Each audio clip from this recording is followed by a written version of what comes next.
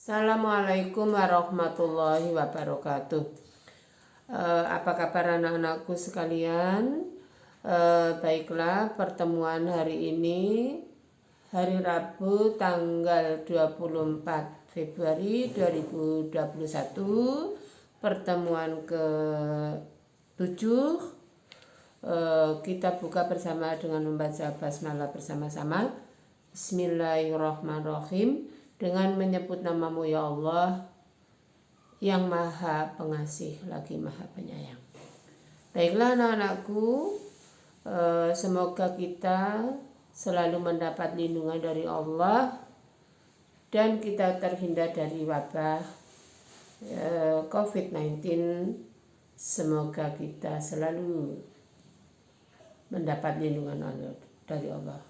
Baiklah, sebelum Ibu mulai pelajaran, Ibu hanya berpesan, bersyukurlah kepada Allah yang memberi fasilitas selama ini. Diberi kenikmatan sehat dan sempat yang orang kadang-kala lupa kepada Allah.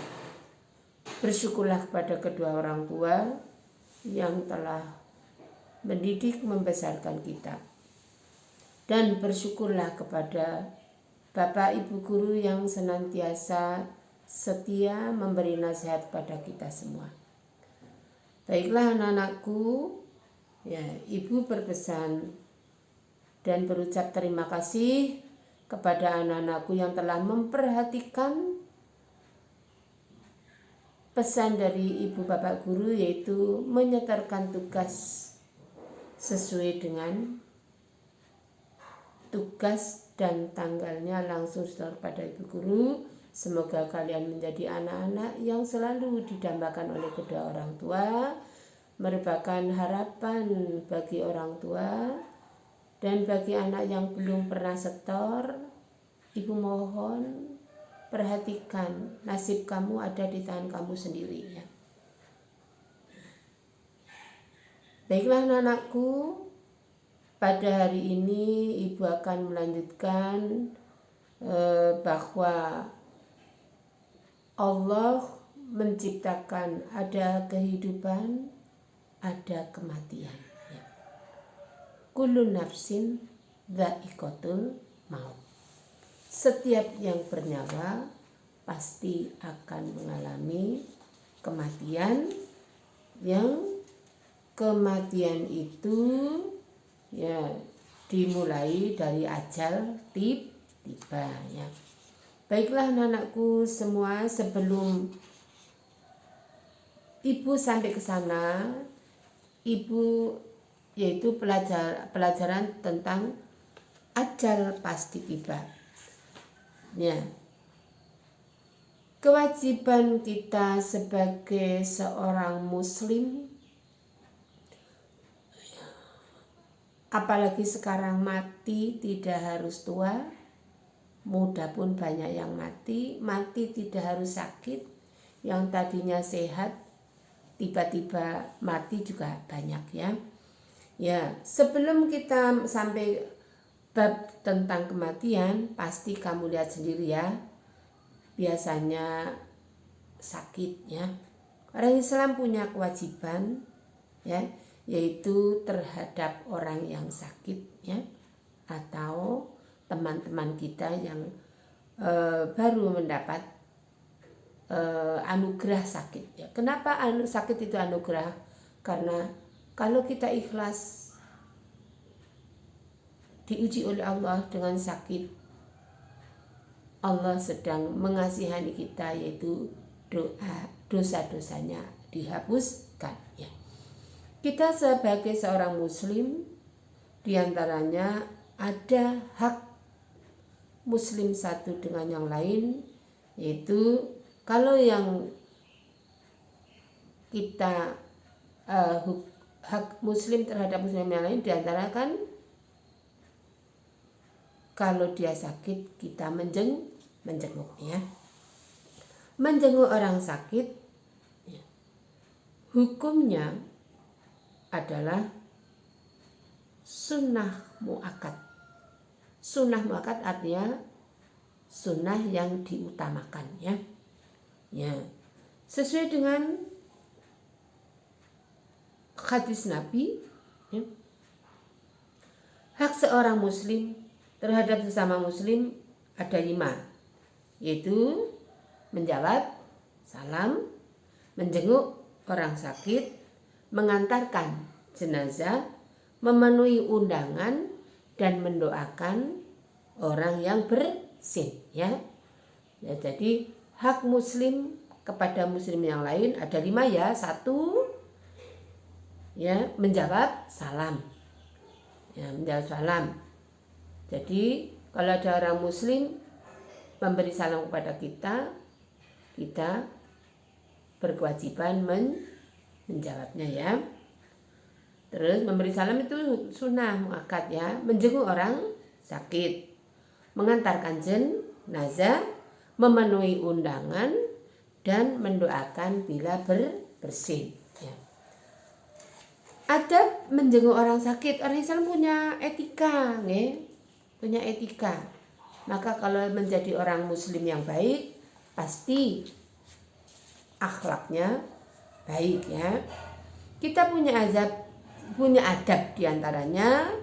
Kalau kita menjenguk orang sakit ya, kita tidak boleh ya seperti orang bersendau gurau, pasti bersikap sopan ya. Ya, tidak boleh banyak bicara. Berarti kita harus berbicara yang baik-baik dan tidak lama-lama ya. 3, memberikan nasihat ya. Jangan menakut-nakuti. 4, tadi memberikannya. 5, keempat ya, membaca doa ya, doa untuk kesembuhan. Bisa tuh anak-anak ya, ibu tuntun ya, dengarkan. Mendoakan orang sakit ya. Bismillahirrahmanirrahim.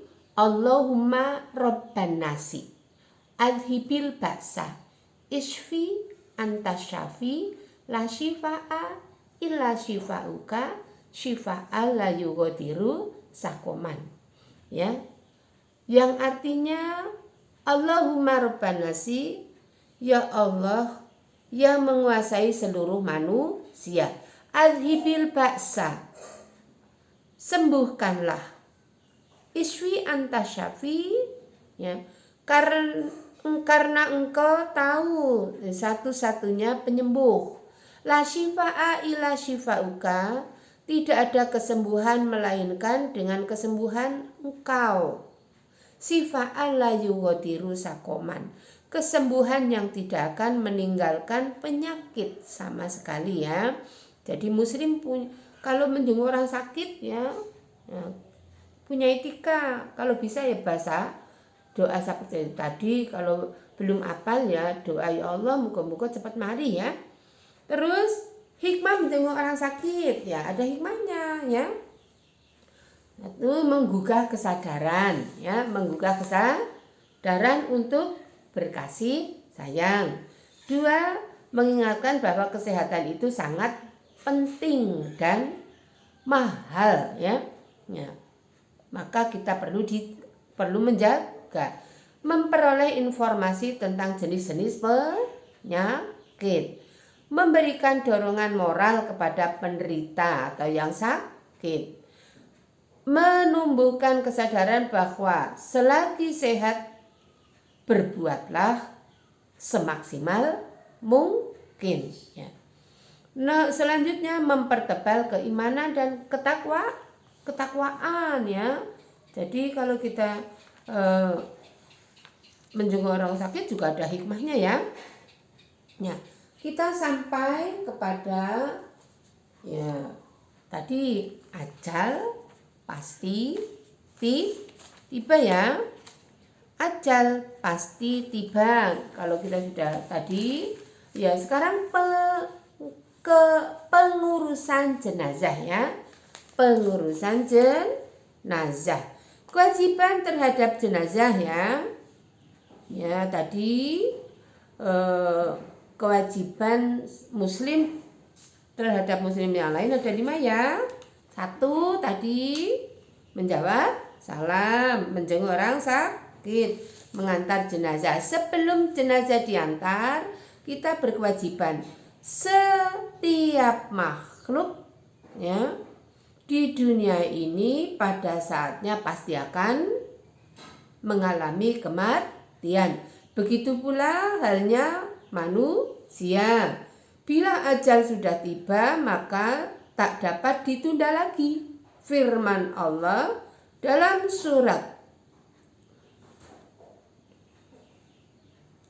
dalam satu Al-Quran yang berbunyi A'udzubillahi minasyaitonirrajim likulli ummatin ajal idza jaa ajaluhum fala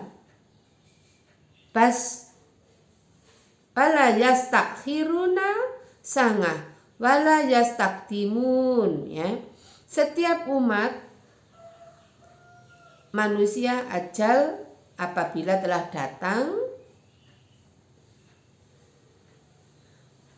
ajal mereka maka mereka tidak dapat mengundurkan barang sedikit pun dan tidak pula mendahulukannya. Jelas ya? Sebelum seorang meninggal ya, ada beberapa hal yang perlu ya dilakukan terutama oleh keluarganya.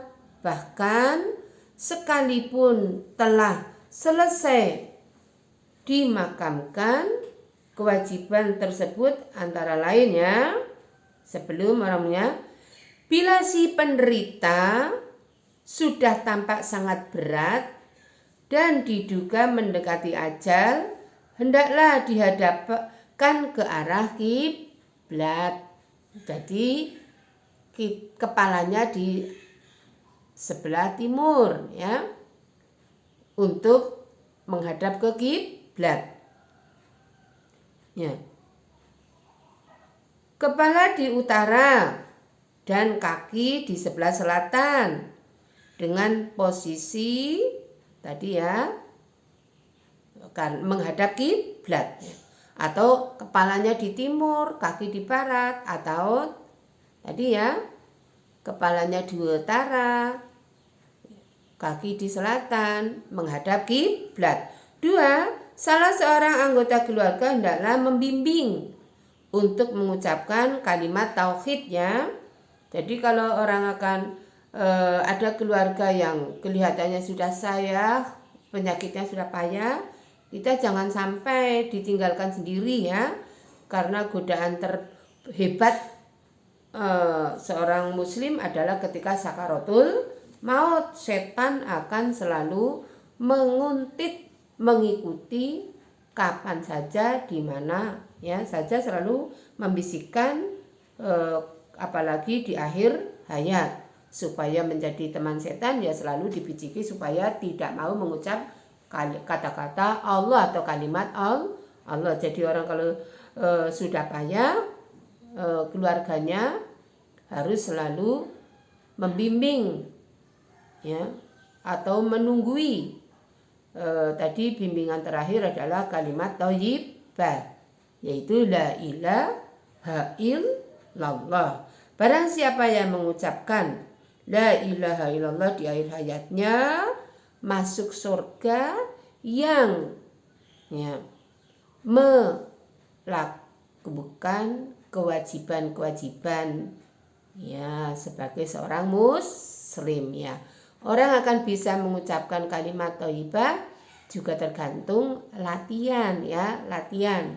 Kita kan sebagai seorang muslim, kita membaca la ilaha illallah itu kan setiap kita tasyahud ya. Ada berapa kali kita membaca tasyahud sehari semalam? Minimal kita 9 kali, yaitu pada waktu atahiyat ya, membaca tasyahud. Subuh 1, luhur membaca tasyahud 2 kali, asar 2 kali, maghrib 2 kali, Misa 2 kali ya. 3. Apabila telah nyata-nyata meninggal dunia, ucapkanlah innalillahi wa inna ilaihi raji'un. Sesungguhnya kita asalnya dari Allah dan akan kembali pula kepada Allah ya. 4. Selanjutnya, bagi umat Islam hendaklah melakukan takziah atau melayat kepada keluarga yang mendapat musibah seraya berdoa ya untuk ampunan si mayat dan menghibur anggota keluarganya. Tidak boleh menakut-nakuti atau mendoakan jelek kepada jenazah. Kita seorang muslim ya, coba kita diubah ya, jangan diubah dari kata-kata layat, bisa dirubah menjadi takziah. Takziah artinya menghibur atau mendoakan orang yang diziarah, yang didatangi ziarah ya. Kenanglah semua kebaikan almarhum, dijauhkan ingatan keburukan dan keburukannya ya. Jadi kalau kita takziah, kenanglah kebaikannya. Sebaik-baik orang muslim adalah yang selalu mengingat kebaikannya ya. Terus selanjutnya, segeralah mengurus jenazah sampai selesai, jangan meributkan harta pusaka. Jadi kalau sudah jelas-jelas meninggal, kita pikirkan ya untuk mengurus jenazah sampai selesai ya. Jelas ya? Pengurusan jenazah yang pokok ya, ada 4 perkara, yakni memandikan ya. Jadi ingat ketika pelajaran kelas 1 mandi wajib, siapa yang wajib mandi wajib, yaitu diantaranya yang sekarang adalah ketika kita meninggal. Kenapa kok orang mati wajib dimandikan? Ya karena kita lahir suci, kembali pun harus suci. Karena orang mati tidak bisa mandiri sendiri, maka orang yang masih hidup berkewajiban memandikan ya. Jelas ya anak-anakku ya semua ya. Hukum mengurusi jenazah fardu kifayah ya. Fardu kifayah. Fardu kifayah artinya kewajiban yang diberikan kepada seluruh umat Islam ya, di suatu tempat. Akan tetapi apabila sudah ada yang melaksanakan kewajiban tersebut, maka kewajiban tersebut telah gugur ya. Kamu tahu ya, misalnya ada di salah satu daerah ya, misalnya orang merantau ya, orang merantau meninggal di salah satu rantauan, tidak tahu dia KTP-nya muslim ya, tapi orang muslim di sekitar perantauan orang tersebut tidak mengurusi, malah diurusi oleh orang non muslim, orang muslim yang tidak tahu menau ikut meninggalkan fardu kifayah. Karena fardu kifayah itu kewajiban yang diberikan kepada semua muslim. Nah, tetapi kalau sudah ada yang mewakili dari salah satu muslim tersebut, gugurlah kewajiban tadi ya. Jelas ya anak-anakku ya. Tadi contohnya ya, misalnya si Fatimah agamanya Islam, berada di kota B, meninggal. Kota B tahu bahwa si Fatimah itu muslim ya. Ya, terus muslim tidak mau mengurusi Fatimah, maka si muslim yang berada di kota B itu tadi dosa ya, apalagi sampai diurus oleh non muslim ya. Namanya fardu kifayah. Kalau ada yang mewakili sudah gugurlah kewajiban kifayah tersebut ya. Jelas ya? Ya, cara memandikan jenazah hendaknya mengikuti langkah-langkah ya. Satu diantaranya, jenazah diletakkan pada tempat yang lebih tinggi. Misalnya dipan atau balai atau tempat mandi yang sudah dirancang. Sekarang sudah ada ya tempat untuk memandikan jenazah khusus ya. Ya pokoknya sekarang serba modern dan mempermudah. 2. Jenazah ditempatkan pada tempat yang terlindung dari sengatan panas ya. Panas matahari atau hujan atau penglihatan umum ya. 3. Sediakan air dalam jumlah yang cukup. Disunahkan diberi wangi-wangian. Ya, kalau ada daun bidara, kalau tidak ada ya tadi ya. Nanti di akhir memandikan jenazah dikasih kapur barus atau kamper ya. 4. Pada waktu mandikan tubuh mayat harus ditutup kain ya, agar auratnya tetap terjaga atau tertutup ya.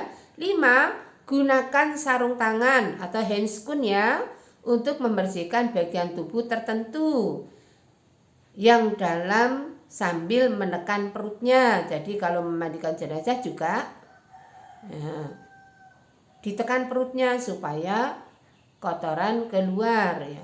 Otomatis menekannya juga tidak terlalu keras ya. 6. Siramlah perlahan-lahan, dimulai dari kepala lalu tubuh sebelah kanan sambil dibaringkan dan seterusnya sebelah kiri. Jumlah basuhan disunahkan sebanyak 3 kali atau 5 kali atau basuhlah terakhir dicampur dengan wewangian atau kapur barus. Tadi kalau ada daun bidara, tapi daun bidara juga langka, maka yang paling mudah didapat adalah kapur barus ya. Jadi kalau kita akan memandikan jenazah, kita tahu dulu ya. Ya, kita tahu dulu ya. Kalau akan memandikan jenazah, otomatis 1, kain kafan sudah ditata ya. Terus kalau ada tadi kapur baru sudah digerus, sudah ditaruh di ember untuk terakhir ya. Jelas ya? Terus 7, jika jenazah laki-laki hendaklah dimandikan oleh laki-laki, perempuan dimandikan oleh perempuan, kecuali bagi suami istri serta anak-anak ya. Ya, kalian sudah pernah melihat jenazah perempuan dimandikan oleh orang laki-laki? Ya, itu tidak benar ya. Ya, sebenarnya yang berhak untuk memandikan jenazah adalah keluarganya atau yang sejenis laki-laki ya, yang memandikan laki-laki. Makanya sekarang banyak pengajian yang mengajarkan cara merawat jenazah ya. Nggak boleh misalnya kamu besok bapak ibu kamu yang meninggal bagi laki-laki juga harus ikut-ikut untuk memandikan jenazah ibu atau bapak. Dari sekarang belajar ya. Nomor 8, yang lebih utama memandikan adalah anggota keluarga ya. Jadi tidak boleh ya, anak atau keluarganya malah duduk termenung ya sambil merenungi nasib ya. Terus yang ngurusi jenazah malah orang lain, apalagi laki-laki di sekitar kita masih ada orang laki-laki memandikan jenazah perempuan ya. Ya, ini kewajiban kita sebagai seorang muslim yang taat beragama, jadi memandikan seorang jenazah perempuan harus perempuan ya. Sudah ya? Ya. Terus kewajiban selanjutnya terhadap mayat adalah mengafani jenazah. Tadi Ibu sudah senggol ya. Jadi sebelum jenazah dimandikan ya, itu sudah ditata kain kafan ya, ditata kain kafan ya, lengkap termasuk tadi ya, termasuk sabunnya sudah dipersiapkan untuk memandikan jenazah ya. Terus tadi air kapur barusnya, terus tadi anduknya, terus disiapkan sisirnya nanti kalau jenazahnya sudah selesai sudah dimandikan ya. Setelah jenazah dimandikan, langkah berikutnya adalah mengafaninya. Disunahkan kain kafan yang berwarna putih dan tidak terlalu mahal atau mewah. Hal ini dijelaskan oleh sahabat Rasulullah ya, oleh sabda Rasulullah sallallahu alaihi wasallam, ngan Aisyah radhiyallahu anha, kafana Rasulullah sallallahu alaihi wasallam fi salasati awabin bidzin suhu liyatin mingkur sufin laisa fiha komisun wala ngimamatun.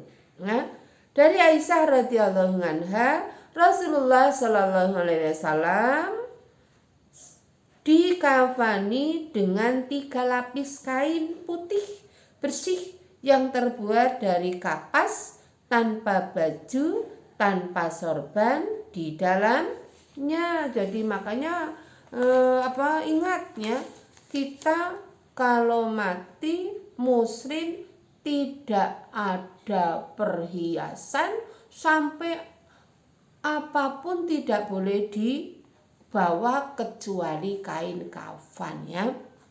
Ya, jelas ya, walaupun hartanya banyak, bajunya banyak, baik-baik, tapi kalau kita dikafani cukup pakai kain kafannya. Makanya kita harus ingat apa yang dinasihati oleh Rasul. Jelas ya?